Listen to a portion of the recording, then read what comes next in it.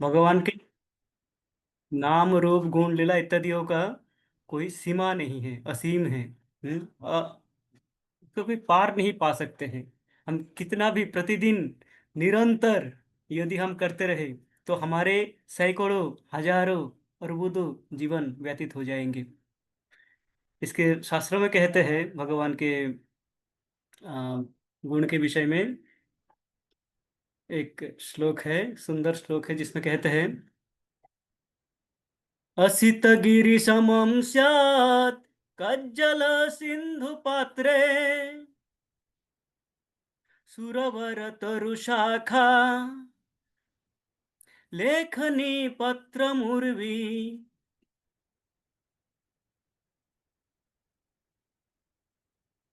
असित गिरि समम स्यात् कज्जल सिंधु पात्रे सुरवर तरु शाखा लेखनी पत्र मुर्वी। लिखति यदि गृहीत्वा शारदा सर्वकाला तथापि तव गुणानां कृष्ण पारम न याति। अत्यंत सुंदर वर्णन करते हैं। कहते हैं असी असीत गिरि समम स्यात् कज्जल सिंधु पात्रे। मानो पर्वत समान, हिमालय पर्वत समान अ, स्याही है हमारे पास लिखने के लिए। जो इस कलम कलम से जो लिखते हैं, कलम का जो स्याही होते हैं, वो स्याही मानो हमारे पास पर्वत समान हो। तो उनको रखेंगे कहाँ? असित गिरि समाम स्यात्, असित अर्थात स्याही, वो पर्वत समान हो, गिरि सम हो। और उनको रखने के लिए हमारे पास जो पात्र हो वो कज्ज्वल सिंधु पात्रे, मानो समुद्र के समान हमारे पास एक पात्र हो जिसमें हम इनको रखेंगे। हम्म, कज्जल सिंधु पात्रे। और आ, लिखने के लिए जो कलम होंगे, पेन होंगे, वो किससे बनेंगे? सुरवर तरु शाखा। सुरवर तरु शाखा। जो सुर अर्थात देवलोक में, स्वर्ग लोक में, नंदन कानन में जो तरुवर कल्पतरु वृक्ष पाए जाते हैं, कल्प वृक्ष, उस वृक्ष के शाखा से, टहनी से मानो एक कलम बनाया गया हो, लेखनी बनाया गया हो जिससे लिखा जाएगा। हाँ, तो हमारे पास स्याही हुए, कलम हुए। अब लिखेंगे कहाँ? पत्र मुर्वी। उर्वी अर्थात ये पृथ्वी, ये भूमंडल को मानो एक आपको दे दिया जाए लिखने के लिए, पूर्ण भूमंडल दे दिया जाए लिखने के लिए, लिखते रहे। हाँ, अब लिखेंगे कौन? साधारण व्यक्ति लिखेंगे तो श्लोक लिखेंगे, लिख नहीं पाएंगे, उनको ज्ञान नहीं होगा। तो लिखेंगे कौन? लिखति यदि गृहीत्वा शारदे सर्वकालम। शारदे अर्थात माँ सरस्वती को लिखने का कार्य दिया गया है कि आप लिखिए ये, आपको लिखते रहना है। आपको स्याही दिया गया है, कलम दिया गया है, जो कि कल्प वृक्ष से कलम बना हुआ है, जो कभी नष्ट नहीं होता है, घिसता नहीं है, लिखता ही जाता है, हैं? और आपको स्याही दिया गया है सिंधु पात्रे, समुद्र समान, समुद्र में भर के दिया गया है उतना आपको लिखना है। और अब माँ सरस्वती पूछते कितना समय लिखो, कितना समय है मेरे पास? सर्वकालम। लिखित यदि गृहीत्वा शारदे सर्वकालम। आपको एनलेस टाइम, अनंत समय दे दिया गया है, लिखते रहिए आप, हैं? तथापि तव गुणानाम कृष्ण पारम न याति। कहते हैं तथापि तव गुणानाम, तथापि आपके गुणों को हम पार नहीं पाएंगे, समझ नहीं पाएंगे। तथापि आपके गुणों को हम, गुणों तक हम पहुंच नहीं पाएंगे। तो इस प्रकार भगवान के अनंत गुण हैं, जो कि अनंत शेष अ, सहस्र फनों से इनका चर्चा करते हैं। सहस्र फनों से निरंतर भगवान के नाम रूप गुण लीला इत्यादियों का चर्चा करते रहते, पर वो समाप्त नहीं होते हैं। असीम गुण के अधिकारी हैं। तो ये हमारे भगवान श्री कृष्ण हैं, जिनका हम प्रतिदिन प्रतिदिन मात्र 1 घंटा चर्चा करते हैं एक साथ में। बाकी जो हम अपना कार्य करते हैं, जब करते हैं, वह अध्ययन करते हैं, हम सामूहिक एक साथ में दिन का 1 घंटा, भगवान ने हमें 24 घंटा दिए हैं, हमने उसका 1 घंटा भगवान को अर्पण करते हैं इस चर्चा के माध्यम से। तो ये समय हमारा इसी कार्य में लगना चाहिए। हम प्रयास करते हैं भगवान के नाम गुण रूप लीला इत्यादि में ही इस समय को हम उपयोग करें, इस समय का उपयोग इसी कार्य में करें, इस समय को किसी और कार्य में ना लगाए। तो आप सभी का स्वागत है। आपने सभी ने आज समय पे ज्वाइन किए हैं, और ज्वाइन करने का अर्थ है कि आप में भगवत भक्ति है, आप में भगवान के विषय में जानने का, सुनने का, श्रवण कीर्तन करने का उत्साह है। तो इसके लिए आप सभी को अभिनंदन। और मेरा परम सौभाग्य है कि मैं भगवान के विषय में कुछ सुनाने का सौभाग्य मुझे प्राप्त हुआ, अवसर प्राप्त हुआ है, आप सभी के कृपा से, आप सभी के आशीर्वाद से। आप सभी का आशीर्वाद लेके मैं आज ये हमारा जो गजेंद्र मोक्ष स्तुति हम चर्चा कर रहे थे उसी को आगे बढ़ाएंगे। वाच एवं व्यवसितो बुद्ध्या समाधाय मनोहृदि जजाप परमं जाप्यं प्राग्जन्मन् अनुशिक्षितम्। श्रीगजेन्द्र उवाच ॐ नमो भगवते तस्मै यत एतच्चिदात्मकं पुरुषायादिबीजाय परेशायाभिधीमहि। यस्मिन् इदं यतश्चेदं यनेदं य इदं स्वयं य अस्मात् परस्माच्च परस्तं प्रपद्ये स्वयंभुवम्। यस्वात्मनीदं निजमाययार्पितं क्वचित् विभातं क्व च तत्तिरोहितम् अविद्धद्रक्षाक्षुभयं तदीक्षते स आत्ममूलोऽवतु मां परात् परः। कालेन पञ्चत्वमितेषु कृत्स्नशो लोकेषु पालेषु च सर्वहेतुषु तमस्तदासीद् गहनं गभीरं यस्तस्य पारेऽभिविराजते विभु। न यस्य देवा ऋषयः पदं विदुः जन्तु पुनः कोऽर्हतु गन्तुमीरितुं। यथा नटस्य कृतिभिर्विचेष्टतो दूरतयानुक्रमण समावतु। दिदृक्षवो यस्य पदं सुमङ्गलं विमुक्तसङ्गा मुनयः सुसाधव। चरन्तलोकाव्रतमाव्रणं वने भूतात्मभूता सुहृदा समे गति। न विद्यते यस्य च जन्म कर्म वा न नामरूपे गुणदोष एव वा तथापि लोकाप्ययसम्भवाय समाययाताननुकालमृच्छति। तस्मै नमः परेशाय ब्रह्मणे अनन्तशक्तये अरूपाय रुरूपाय नमो आश्चर्यकर्मणे। नमो आत्मप्रदीपाय साक्षिणे परमात्मने। नमो गिरां विदुराय मनसाश्चितसामपि। सत्त्वेन प्रतिलभ्याय नैष्कर्मेण विपश्चिता। नमो कैवल्यनाथाय निर्वाणसुखसंविदे। नमो क्षेत्रज्ञाय नमस्तुभ्यं सर्वाध्यक्षाय साक्षिणे पुरुषायात्ममूलाय मूलप्रकृतये नमः। सर्वेन्द्रियगुणं द्रष्टे सर्वप्रत्ययहेतवे असताश्चाययोक्ताय सदाभाषाय ते नमः।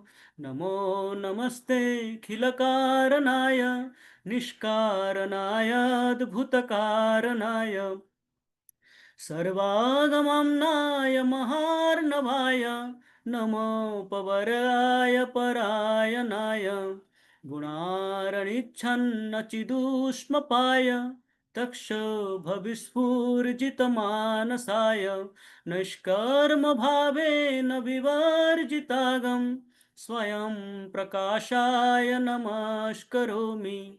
मद्रिक्प्रपन्नपशुपाशविमोक्षणाय मुक्ताय भूरि करुणाय नमो लयाय स्वंशेन सर्वतनुभृन्मनसि प्रतीत प्रत्यग्दृशे भगवते बृहते नमस्ते आत्म आत्मजाप्त गृहवीत जनेषु शक्तेर्दुष्प्रापनाय गुणसंग विवर्जिताय मुक्तात्मभिसहृदये परिभाविताय ज्ञानात्मने भगवते नम ईश्वराय यं धर्मकामार्थविमुक्तिकामा भजन्तमीष्टां गतिमाप्नुवन्ति किञ्चाशिशोरात्तपि देहमव्ययं करोतु मे यद्भृदयो विमोक्षणम् एकान्तिनो यस्य न कञ्चनार्थ वाञ्छन्ति ये वै भगवत् प्रपन्ना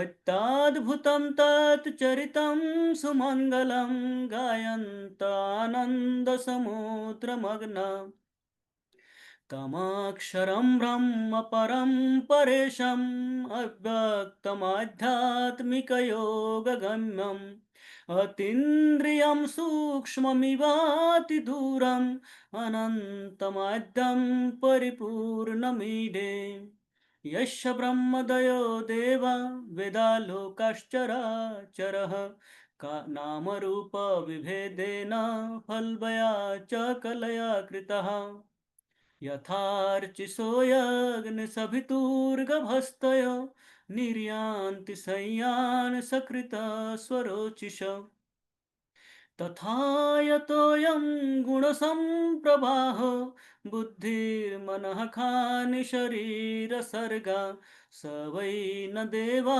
सुरमर्ततिर्यं न स्त्री न षण्डो न पुमान् न जन्तुः नायं गुणकर्म न सन्न चासन् निषेधशेषो जयतादशेष जीजीविषेणा हमिहामुया किम् अन्तर्बहिश्चावृतयो भयन्या इच्छामि कालेन नयस्य विप्लव तस्यात्मलोकावरणस्य मोक्षम् सोऽहं विश्वसृजं विश्वम् अविश्वं विश्ववेदसं विश्वात्मनम् अजं ब्रह्म प्रणतोऽस्मि परं पदम् योगारन्धितकर्मणो हृदि योगविभाविते योगिनो यं प्रपश्यन्ति योगेशं तं नतोऽस्म्यहम् नमो नमस्तुभ्यं सय्यवेग शक्तित्रयायाखिलाधिगुणाय प्रपन्नपालाय दुरन्तशक्तये कदीन्द्रियाणामनवाप्यवर्त्मने नायं वेद समात्मनं यच्चक्तहं धिया हतं त्वं दुरत्ययमाहात्म्यं भगवन्तं मितोऽस्म्यहम् हरे कृष्ण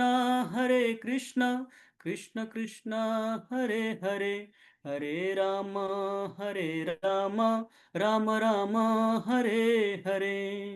ये मेरे से भूल हो गई और ये छूट गई तो हम ऐड कर लेंगे। ठीक है, तो हम चर्चा कर रहे थे, हमने चर्चा किया दो श्लोकों का। अ, प्रथम श्लोक का हमने चर्चा किया है जहाँ पे बादरायणी उवाच एवं व्यवसितो बुद्ध्या समाधायो मनोरिधि, जो कि गजेंद्र 1000 वर्ष लड़ाई किए, स्वयं के प्रयास किए, हाँ, और वह मगरमच्छ के पंजे से छूट नहीं पाए। तब वो क्या किया, अपने मन को बुद्धि के द्वारा अपने मन को नियंत्रित किया। ये जो कष्ट हो रहा है, मगरमच्छ काट रहे हैं, शरीर व्यथित हो गए हैं, जो परिवार परिजन बाहर सब क्रंदन कर रहे हैं, कोई कुछ कर नहीं पा रहे हैं। इस अवस्था में उनके मन अत्यंत व्यथित थे, पर उन्होंने उस दुख को, उस कष्ट को कैसे कंट्रोल किया, नियंत्रण किया? उन्होंने बुद्धि के द्वारा मन को नियंत्रण कर लिया। हाँ, हमने एक श्लोक पढ़े थे, जो हमारा एक सेशन हुआ था, मनः परम कारणमामनन्ति जिसमें कहा था कि मन ही परम कारण है, समस्त कष्टों का कारण मन है। नायम जनो में सुख दुख हेतुर, ना देवतात्मा ग्रह कर्म कालः, मनः परम कारणमामनन्ति, संसार चक्रे परिवर्तयेत यद। मन ही परम कारण है हमारे समस्त कष्टों का। हाँ, भिक्षु गीत में वो हमने पढ़े थे, श्रीमद् भागवतम के 11वें स्कंद के 23वें अध्याय, मोस्ट प्रोबेबली। हाँ, भिक्षु गीत में वो वह कहते हैं कि नायम जनों में सुख दुख हेतु, ये जो मनुष्य है अथवा ये देवी देवता हैं, मेरे सुख दुख का कारण ये नहीं है। जो क्योंकि हमारा क्या होता है, सुख दुख का एक इमीडिएट कारण होते हैं, तात्क्षणिक जो दिखते हैं वो कारण होते हैं, और एक मूल कारण होते हैं। हैं? कहते हैं मेरे ये जो कारण दिख रहे हैं कि कोई मेरे पे, कोई वो ब्राह्मण पे, अवंती ब्राह्मण पे हंस रहे थे लोग, कोई उनके भोजन पे पेशाब कर रहे थे, कोई उन पे सर पे थूक रहे थे, कहते हैं कि ये जो कष्ट मुझे दे रहे हैं ये कारण नहीं है मेरे कष्ट का। हाँ, कहते हैं ये कारण नहीं है। नायम जनों में सुख दुख हेतु, ना देवता, न देवता गण भी नहीं है, ना आत्मा, ना मैं स्वयं के आत्मा, मैं स्वयं इस कष्ट के कारण हूँ। हाँ? ना ग्रह, ये ग्रह नक्षत्रों का पोजीशन के कारण नहीं हो रहा है, शनि का दोष, राहु का ग्रास इससे नहीं हो रहा है। हैं? काल, समय भी ठीक है। हैं?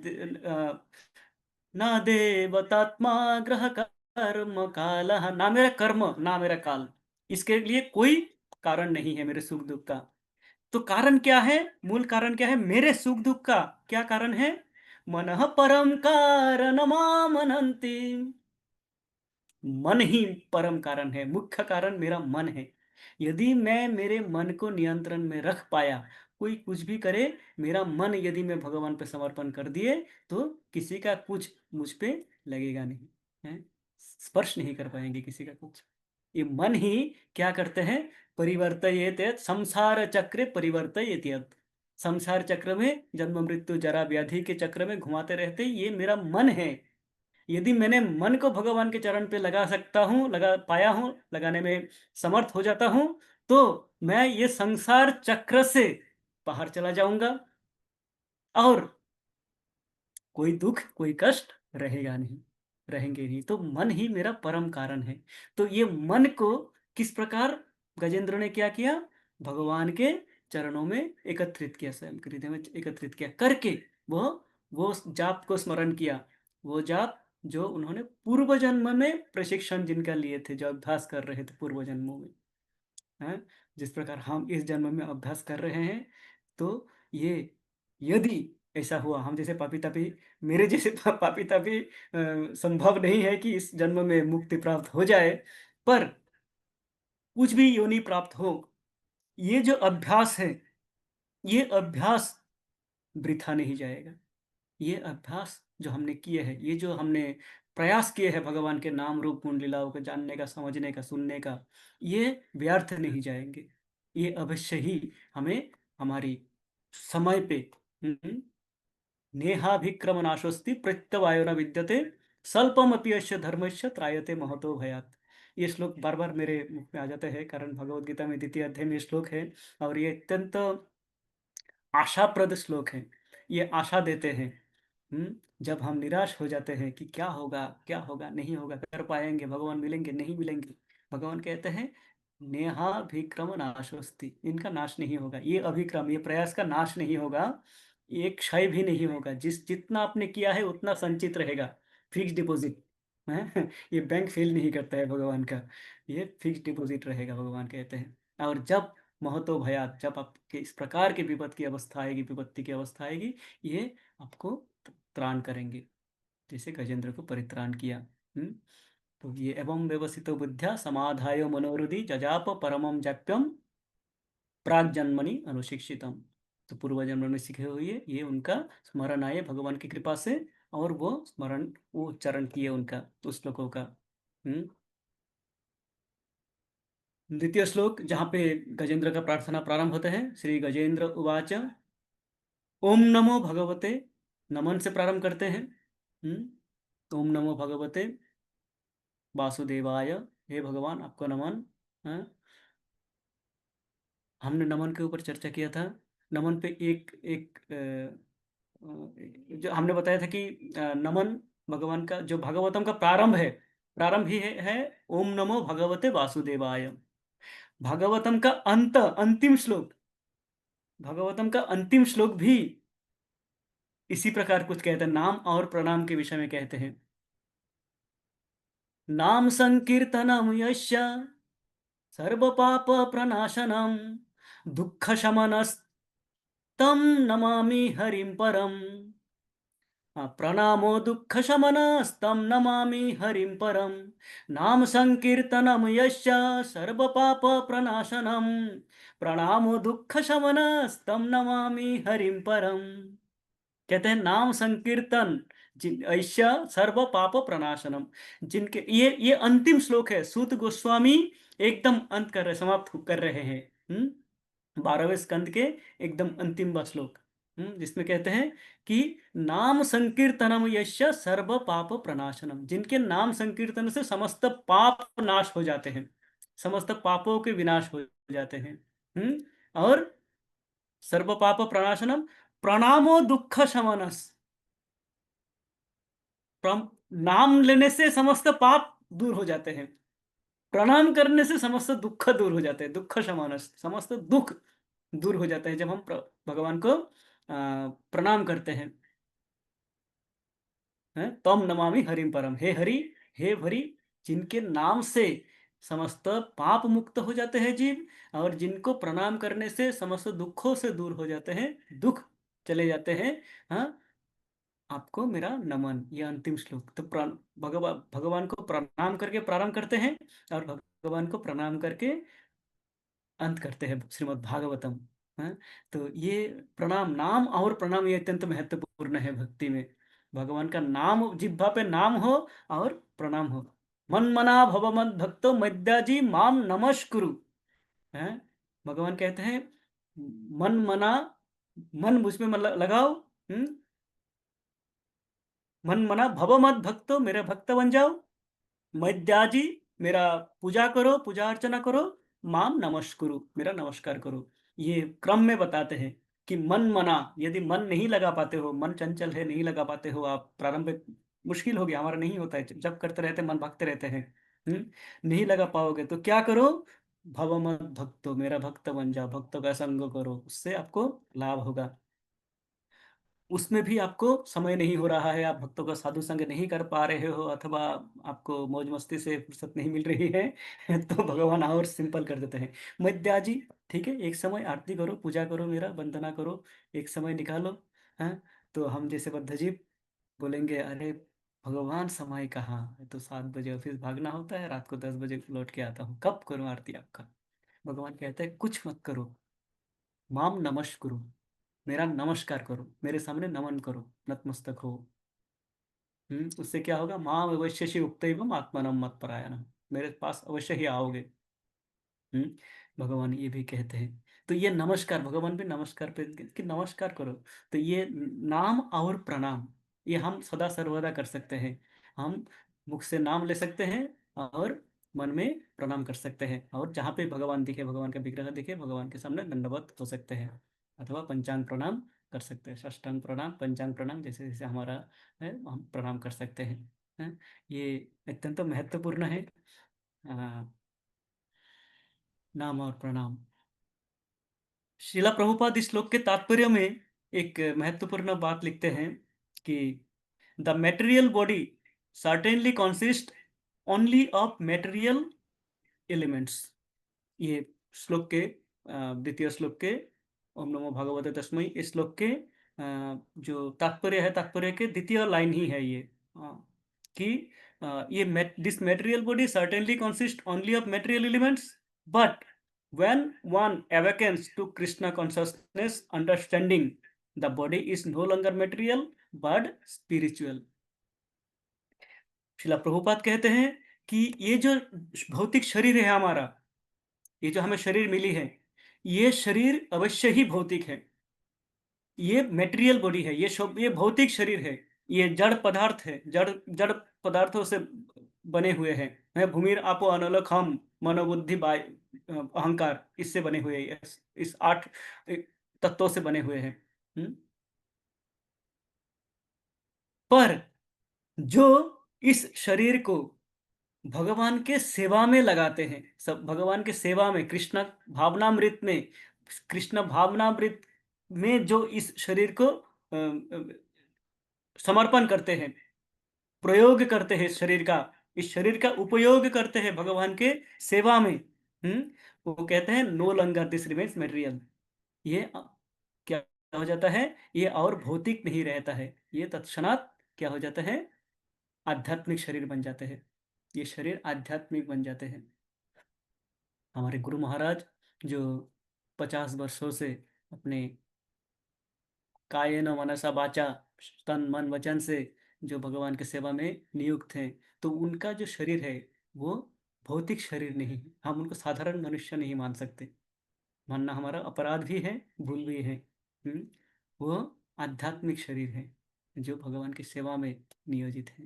हैं? शिला प्रभुपाद, जिन्होंने दृश्य तो हमें लग सकता है कि ये भौतिक व्यक्ति है, हमारे जैसे ही है, पर वो आध्यात्मिक शरीर प्राप्त व्यक्ति है। अन्यथा ये संभव नहीं है कि उस समय, आज से 50 वर्ष पूर्व, विदेश में जाके, भारत से विदेश में जाके वो विदेशियों को, वो भी विदेशी युवाओं को, वृद्धावस्था में नहीं, युवा, 18 से 21 साल के आयु के जो युवा अवस्था में थे, उनको वो भक्त बनाए और उनको लेके आए भारत में। ये कोई भौतिक शरीर का कार्य नहीं है। आज 50 वर्ष बाद, 55 वर्ष बाद भी हमें यदि अमेरिका जाने को मिले, हैं, हमें बोला जाए कि आपको वृंदावन जाना है या अमेरिका जाना है, दोनों जगह फ्री है आपके लिए, हैं, हम बोलेंगे कि अमेरिका जाना है। हमें अमेरिका भेज दो, हमारे लिए अमेरिका स्वर्ग है, वैकुंठ है, वही है। आज भी भारत में ये मानसिकता है, जहाँ पे लोग अमेरिका जाने के लिए कि मेरा ग्रीन कार्ड बन जाए बस, हैं, उसके लिए हम लालायित रहते हैं। आज से 55 साल पहले आप समझ सकते हो भारत की आर्थिक अवस्था क्या थी। भारत एक भिखारी देश माना जाता था, अभी भी गरीब है, पर आज के दिन भारत का एक नाम है, एक स्थान है। आज से 55 वर्ष पूर्व भारत को एक भिखारी देश माना जाता था। माना जाता था ये जंगल है, यहाँ पे जंगल है, आश्रम है, मुनि ऋषियां ध्यान करते हैं और भिखारी भीख मांगते हैं। ये स्थिति थी आज से 50-55 साल पहले, यूरोपियन, अमेरिकन यूरोपियन देशों में। भारत की जो छवि थी वो ये छवि थी। उस समय एक वृद्ध व्यक्ति जाते हैं, सूट बूट पहन के नहीं, धोती कुर्ता पहन के जाते हैं। उनका परिधान में क्या होता है, धोती कुर्ता होते हैं।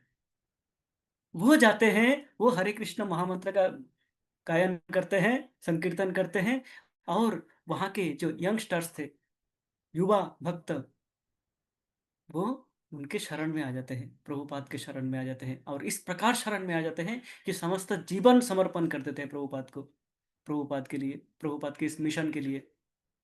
तो ये कोई साधारण मनुष्य का कार्य नहीं है। हैं? तो ये आध्यात्मिक शरीर, प्रभुपाद कहते हैं कि ये शरीर आध्यात्मिक बन जाते हैं जब हम इसको भगवान के सेवा में प्रयोग करते हैं। हैं? भगवान ने ये शरीर हमें दिए हैं। हैं? अ, मान लीजिए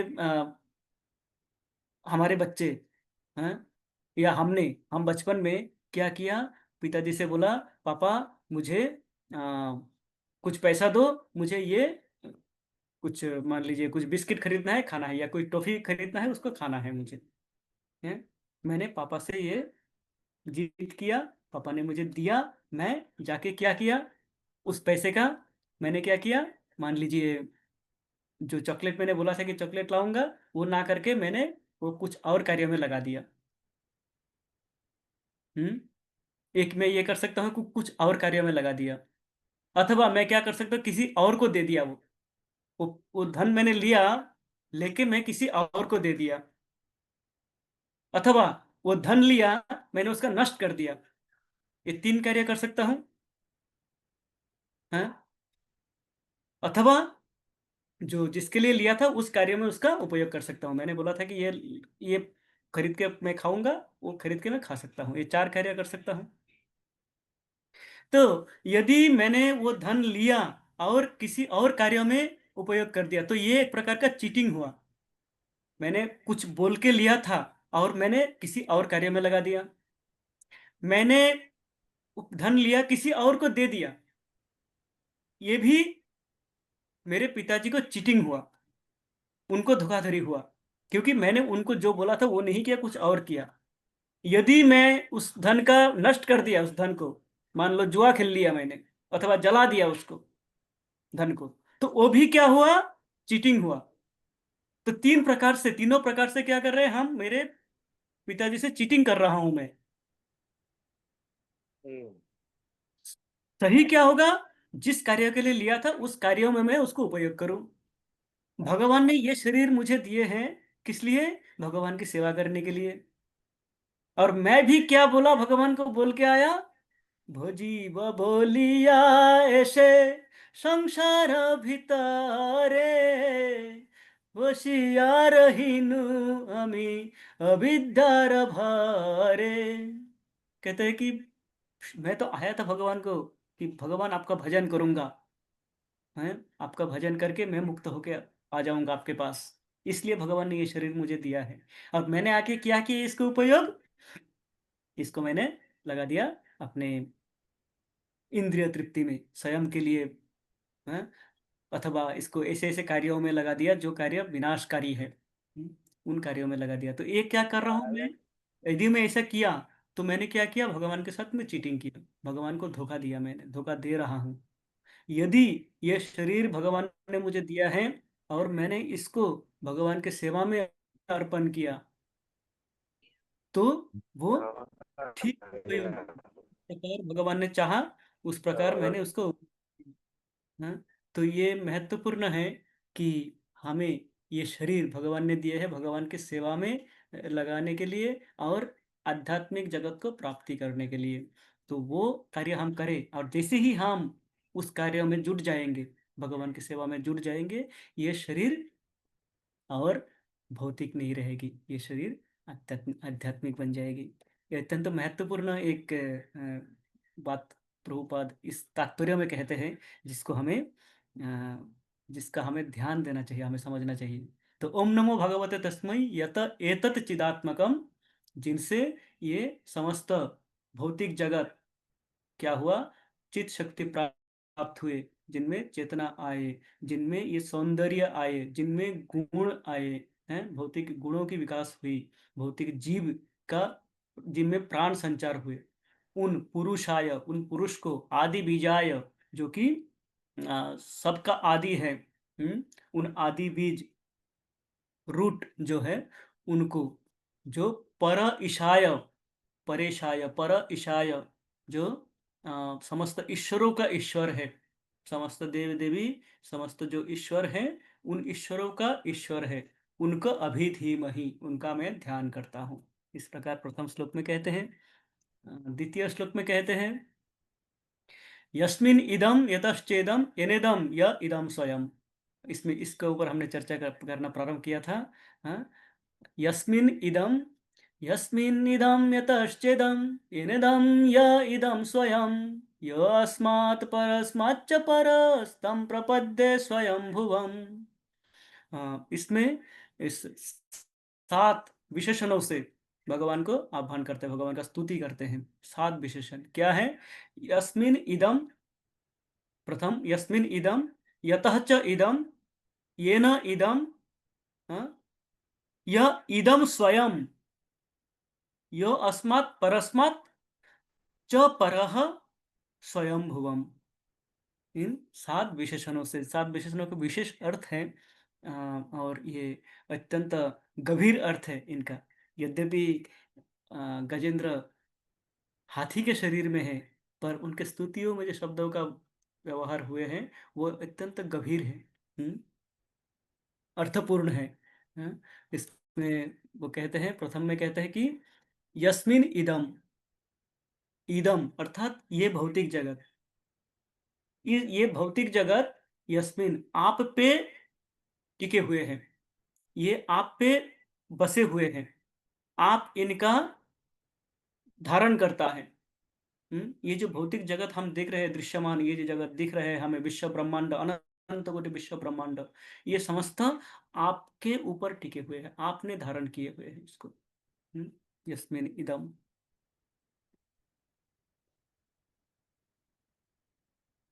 हम इसको कैसे देख सकते हैं, कहाँ से? श्रीमद् भागवतम में यदि हम देखें तो दशम स्कंध में है, भगवान के बाल लीला में भगवान इसका दर्शन कराते हैं माता यशोदा को, कि ये समग्र जगत मुझ पे है, मेरे उदर पे ये समस्त जगत स्थित है।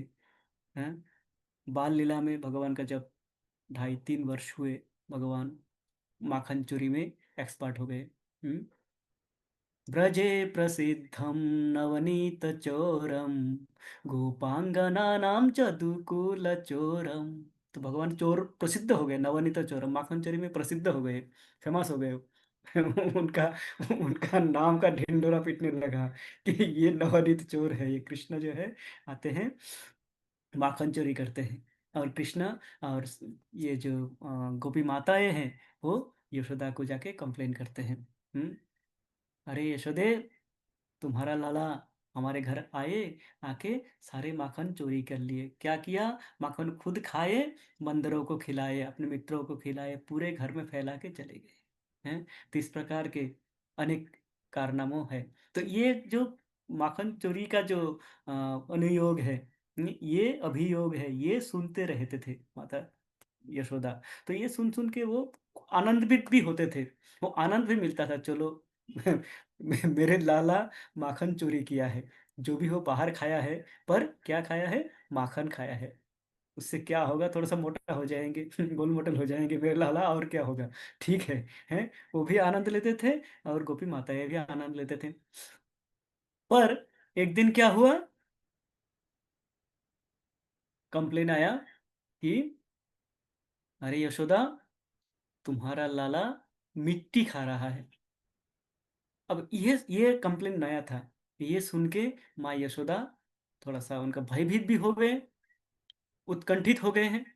कारण वो सभी माताएं होते हैं, अपने संतान को सभी माताएं प्रेम करते हैं तो उत्कंठित हो गए कि मिट्टी खा रहा है, मिट्टी में कीड़े मकोड़े कुछ भी हो सकते हैं, विष भी हो सकते हैं, कुछ भी खराब चीजें हो सकते हैं उस मिट्टी में। तो मिट्टी खाना तो ठीक नहीं है।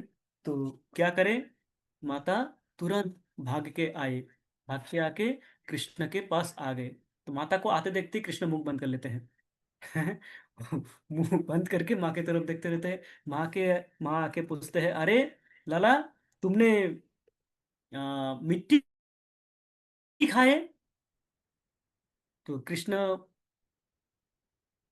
मुख बंद रखते हैं, उनका मुंह नहीं खोलते हैं वो, मुंह बंद रखते हैं। मुंह बंद रख के ही वो आंखों से बताते हैं, अपने आंखों से माँ से बातें करते हैं। मुंह खोलते नहीं, कारण मुंह खोलने से ही मुंह में मिट्टी है, वो पकड़े जाएंगे। तो मुंह खोलते नहीं है, बोलते नहीं, मैं नहीं खाया, नहीं। कहते कि सर्वे सभी कह रहे हैं कि ये गोपिया माताएं कह रहे हैं तुम मिट्टी खाए हो। तो कृष्ण कहते हैं, माँ आप जानते हो सभी झूठ बोलते हैं। ये गोपी माताएं आपको हमेशा कंप्लेन करते हैं कि मैं माखन चोरी करके खाता हूँ। मैंने तो कभी माखन चोरी करके खाया ही नहीं किसी के घर में। हमारे घर में इतने माखन है, मैं क्यों बाहर दूसरे के घर में माखन खाने जाऊं, चोरी करने जाऊं? माँ ये सब ऐसे ही झूठ बोलते हैं, सब मेरे बारे में झूठ बोलते हैं, क्यों पता नहीं। माँ कहते हैं कि केवल वही नहीं, तुम्हारे मित्रगण भी बता रहे हैं, तुम्हारे मित्रगण भी आए थे, आके बता रहे हैं कि तुमने मिट्टी खाया है।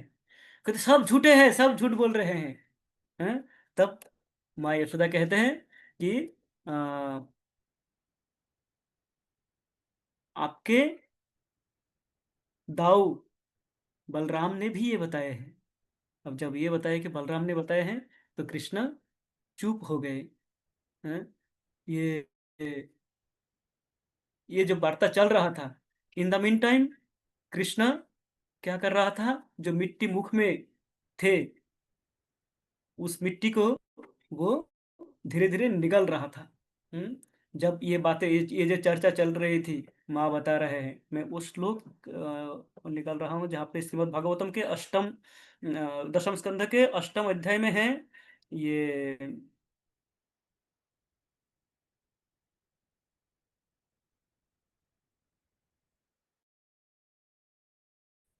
मैं देख रहा हूँ कि कहाँ पे है वो श्लोक, अत्यंत सुंदर श्लोक है जहाँ पे मृत भक्षण लीला का वर्णन है।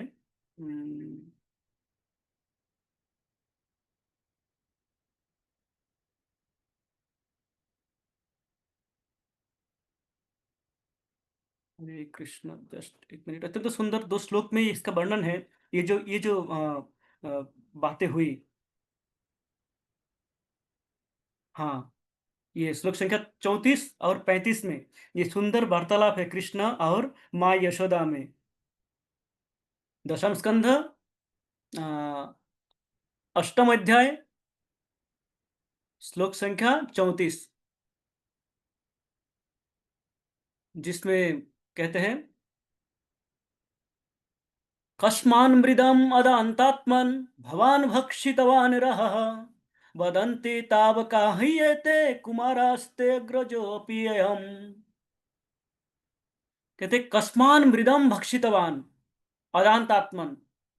अदान्तात्मन, अदांत अर्थात जो नियंत्रण में नहीं है, हैं कि दुष्ट बालक, तुम किसी का कहना नहीं मानते हो, मेरी बात नहीं मानते हो।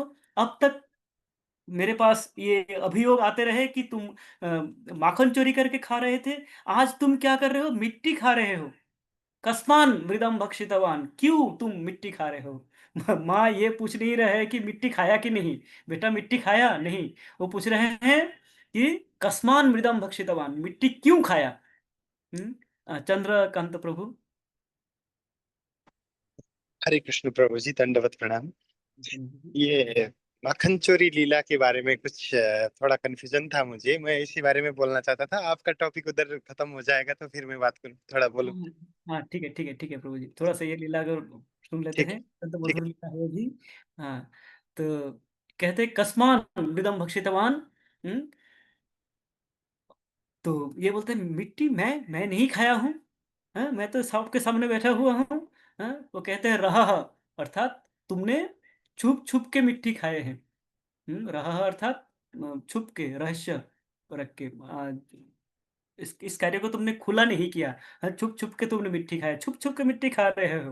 हम्म वो बोलते हैं नहीं नहीं माँ, मैं मिट्टी नहीं खाया।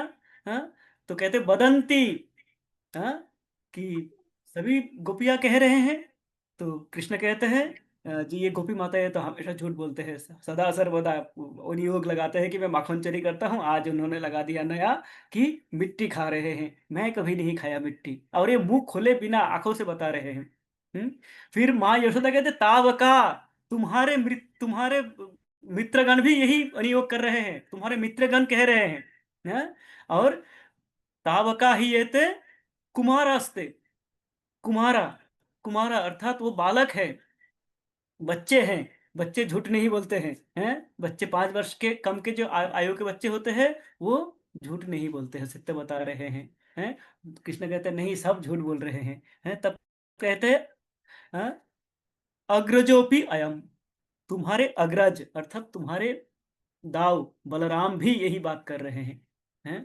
तो अवश्य ही सत्य होगा। तो ये जो चर्चा हो रही थी, in the mean time Krishna मुख में जितने मिट्टी थे उसको वो निगल जाते हैं।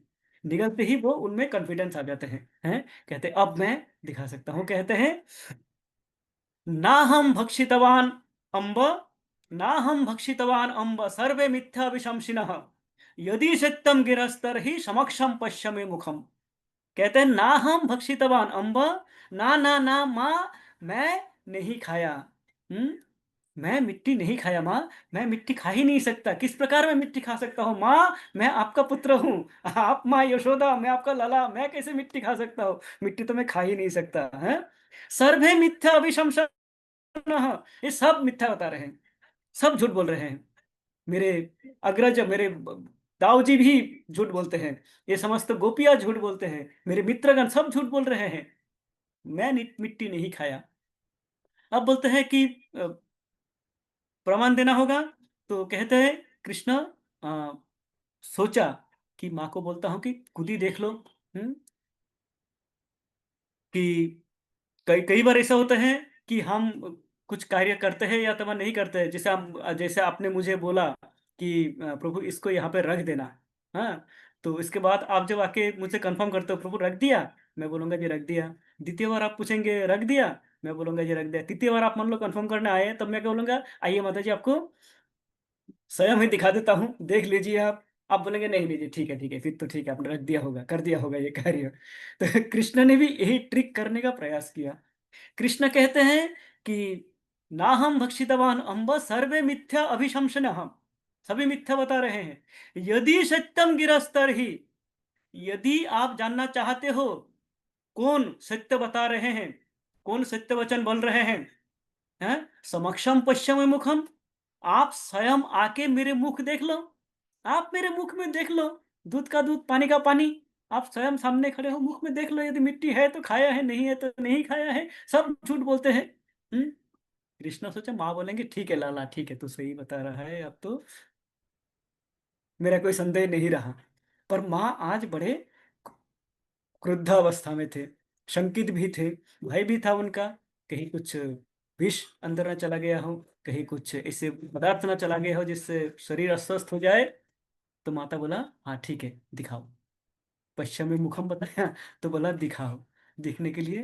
तो कृष्ण मुख खोलते हैं दिखाने के लिए, जैसे ही कृष्ण मुख खोलते हैं दिखाने के लिए, समस्त विश्व ब्रह्मांड माता को दिखते हैं, माँ यशोदा को समस्त विश्व ब्रह्मांड का दर्शन हो जाते हैं। देखते ही पे ग्रह नक्षत्र समस्त लोक 14 भुवन इसी मुख में समाहित है। वो वहां पे ब्रज को भी देखते हैं, और ब्रज में स्वयं को भी देखते हैं, कृष्ण के मुख में स्वयं को भी पाते हैं वहां पे मुख में। तो कृष्ण ये दिखाते हैं कि ये समस्त जगत है, ये इदम है, यस्मिन इदम, इदम अस्मिन, इदम मेरे ऊपर स्थित है, ये समस्त भौतिक जगत मेरे पे स्थित है। इसका प्रमाण देते हैं इस प्रकार। यस्मिन इदम। समय हमारा हो चुका है। मैं ये इतने इतने रसीला है कृष्ण की लीला, कि इतने इसमें रस आ जाता है कि समय का ध्यान नहीं रहता है। मैं इससे आगे नहीं बढ़ पा रहा हूँ, पर आगे बढ़ेंगे श्योरली, जैसे ही हमें समय मिलेगा हम इस लोगों को आगे बढ़ते जाएंगे। पर हम slow and steady wins the race, हम स्लो एंड स्टेडी चलते रहेंगे, धीरे धीरे चलते रहेंगे, पर चलेंगे अवश्य ही, रुकेंगे नहीं। धन्यवाद सबका, आप सभी का। प्रभु जी आपका था, चंद्रकांत जी प्रभु। प्रभु जी। जी प्रभु जी, जैसे माखन चोरी लीला प्रारंभ होने से पहले भी ब्रज का कमाई का एक ही तरीका था, कहा जाता है, ऐसा बोला जाता है कि ब्रज की कमाई का एक ही तरीका था कि वो माखन दही दूध ये बेच के चलाया करते थे, क्योंकि भगवान ने एक लिमिटेशन रखा था। तो उसके बाद में दूसरा ये बात बताई गई कि ये माखन चोरी लीला तब शुरू हुई जब पहले जब व्यापारियों को व्यापार होता था, व्यापारियों के साथ में मथुरावासी ये ब्रजवासी व्यापार करते थे, तो उसमें भगवान ने कोई भी इंटरफेयर नहीं किया। तो जब एक व्यापारी कंस का दूत व्यापारी बन के आया, तो सारे माखन पूरा थोड़ी सी ज्यादा मुद्राएं स्टार्टिंग में दिखा के थोड़ी सी मुद्रा दे के बाद में ये सारी भगवान की शपथ लेके बाद में पूरा दूध दही मक्खन जितना भी आता है पूरा कंस को देने का, ऐसा आंतरिक जो षड्यंत्र था, तो वो षड्यंत्र को जानते हुए भगवान ने माखन चोरी लीला की, क्योंकि ब्रजवासियों के मन में जो लोभ और कामनाएं, ज्यादा पैसा की लोभ, ज्यादा संपत्ति प्रॉपर्टी का लोभ जो आ गया था, उस लोभ को खत्म करने के लिए, और दूसरा भगवान जानते थे कि ये कंस का षड्यंत्र था कि सारे माखन और गोधन पूरा षड्यंत्र से वो हथियाना चाहता था, तो भगवान ने उसको उस तक नहीं पहुंचने देने के लिए जो माखन चोरी लीला, चुराने का, फुटाने का, तोड़ने का, फेंकने का, बंदरों को खिलाने का, सखाओं को खिलाने का, जो ये करवाने लगे, तो ये बस कंस तक नहीं पहुंचे, इसीलिए करवाया गया। पर बहुत सारी जगहें इसका गलत गलत दूसरी दूसरी तरीके से व्याख्या किया गया है, तो इसमें थोड़ा कंफ्यूजन आ जाता है। बहुत सारी जगह सुनने को मिलता है कि नहीं, वो माखन आलतू रेगुलरली चुराया करते थे, चोरते रहते थे, तोड़ते रहते थे, फोड़ते रहते थे, बोला बोला जाता है। पर कंफर्मेशन ये मैं बहुत जगह देखा कि ऐसा जब तक मथुरावासी सॉरी जब तक ये ब्रजवासियों के मन में ज्यादा पैसा कमाने की कामनाएं और लोभ नहीं आया था, तब तक उधर माखन चोरी लीला नहीं हुई थी। तो तब तक चली जब तक वो लोग के दिमाग में लोभ और कामनाएं खत्म नहीं हुई। ये बोलते हैं, पर हर जगह गलत गलत डिफिनेशन किया जाता है, दिखाई देता है कि पूरा चोरी करते थे, चोरी करते थे, चोरी करते थे, कहते जाते थे ना, वहां पर थोड़ा दूसरा लगता है प्रभु जी। सॉरी, थोड़ा कंफ्यूजन हाँ था हाँ तो हाँ, इसमें। ठीक है, जी। आपने ये जो बताया आपने, ये आपने जो लीला बताई कि इसके हुआ, ये कहाँ से आपने कहीं से आपने पढ़े होंगे, किसी शास्त्र में पढ़े होंगे? मैं जब शुरू में ये यूट्यूब पर देखा करता था, सबसे पहले रामानंद सागर, जो उन्होंने ये कृष्ण लाइव बनाया, उसमें देखा सबसे पहले। उसमें अच्छा डिफिनेशन मिला, फिर दूसरा जगह भी दिखते दिखते, मतलब कहीं जगह किसी तरीका का, कहीं जगह किसी तरीके का, ज्यादा से ज्यादा मैं यूट्यूब से रिसोर्सेस लिया। बुक तो इतना नहीं ले पाया मैं, क्योंकि मेरे पास छोटा छोटा टाइम और छोटी, इसमें ये दिखने हुए मुझे 2-4 साल ही हुए, इसीलिए प्रभु हाँ जी। हाँ हाँ हाँ, ठीक है, ठीक है, ठीक है प्रभु जी। तो आप ये जो सुने होंगे, जो भी सुने होंगे, जो भी कहे होंगे, विभिन्न कारण बताते होंगे, विभिन्न लोग विभिन्न कुछ बताते हैं। हाँ। तो अभी जो वैष्णव सिद्धांत है, ये वैष्णव सिद्धांत, गौड़ीय परंपरा में जो वैष्णव सिद्धांत है, वैष्णव आचार्यगण, हमारे आचार्यगण, हमारे 6 गोस्वामी, हमारे जो टीकाकार है, वैष्णव टीकाकार है, विश्वनाथ चक्रवर्ती ठाकुर, हाँ, श्रीधर स्वामी, हरीशौरी, इनका जो टीका है, हमारे शुद्ध गोस्वामी, सुखदेव सॉरी, सुखदेव गोस्वामी, सुखदेव शुद्ध गोस्वामी, ये तो कथाकार हैं। हमारे श्री रूप गोस्वामी, सनातन गोस्वामी, हाँ, इनका जो टीकाए हैं, इन्होंने जो व्यक्त किया है, ये क्या बताते हैं, हम इसके ऊपर चर्चा कर सकते हैं। हाँ, ये बताते हैं कि भगवान माखन चोरी क्यों करते थे। कई सारे कारण हैं, 20 कारण बताते हैं, हम एक दो कारण समझ सकते हैं। प्रथमतः, ये जो गोपी माताएं हैं, ये गोपी माताएं जब कृष्ण को देखते थे, कृष्ण माँ यशोदा के साथ में लीलाएं करते थे। हैं, माँ यशोदा के कोख में, गोद में बैठ के माँ का स्तनपान करते थे। माँ यशोदा से ये कामना करते थे, माँ, मैया मैया, मुझे कुछ दो, मुझे कुछ पाना है, मुझे ये दो, मुझे वो दो। ये जो दृश्य गोपी माताएं आके देखते थे, उनके मन में भाव जगती थी। उनके मन में ये भाव आता था, कृष्ण को यदि मैं एक बार गोद में ले पाता, कृष्ण को यदि मैं एक बार चुंबन कर पाता, कृष्ण यदि मुझसे कुछ मांगता और यदि मैं उनको खिला पाता। हाँ, ये भावनाएं उनके मन में होते थे, और कृष्ण सबके हृदय में अवस्थित है। उन गोपी माताओं का जो प्रार्थनाएं हैं, उन प्रार्थनाओं को स्वीकार करके वो क्या किया, एक गोपी माता के घर में गए और जाके माखन चोरी किए। चोरी करके जैसे खाने लगे, तो गोपी माता आके पकड़ लिया, अरे कृष्ण, तुम क्या कर रहे हो? नहीं मैया, मैं तो दही के क्या, मक्खन के हांडी में कीड़ा ढूंढ रहा था, वहां पे कोई कीड़ा गिर गया है, मैंने देखा है, मैं तो कीड़ा ढूंढ रहा था। तो गोपी माता कहता है, तुम्हारे मुख में क्यों है फिर मक्खन? नहीं, कीड़ा ढूंढ रहा था, जो मैं जो मक्खन उठाया, उसमें तो मैं देखा कीड़ा नहीं है, तो मैंने उसको मुख में डाल लिया, ताकि बाकी मक्खन में मिक्स ना हो जाए। ऐसा कर करके मैं चेक कर रहा हूँ, मैं तो देख रहा हूँ कीड़ा है कि नहीं उसमें। है, मैं मक्खन नहीं खा रहा हूँ, मैं चोरी नहीं किया। तो मैया यशोदा उनको गोद में बिठाते हैं, प्रेम करते हैं, और अपने हाथों से मक्खन खिलाते हैं। ये चर्चा वो माता बाकी सखियों से करते हैं कि ये हुआ था मेरे घर में, कृष्ण आए थे, मक्खन चोरी करने लगे थे, पकड़े गए, तो ऐसे ऐसे रोने लगे, क्रंदन करने लगे, फिर मैंने उनको गोद में बिठा के मक्खन खिलाया।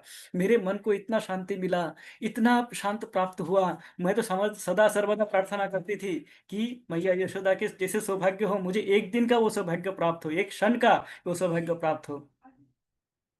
बाकी गोपी माताओं भी लालायित हो जाते हैं, वो प्रार्थनाएं करते रहते हैं, दही मत्थे मत्थे प्रार्थना करते रहते हैं कि इस दही से ये जो मक्खन निकलेगा, ये मक्खन यदि कृष्ण ने उसका यदि स्वाद आस्वादन नहीं किया, कृष्ण आके यदि उसका स्वाद आस्वादन नहीं करते हैं, तो ये मक्खन वृथा है, वृथा ही मैंने ये मक्खन बनाया।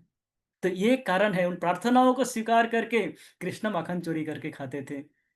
हैं।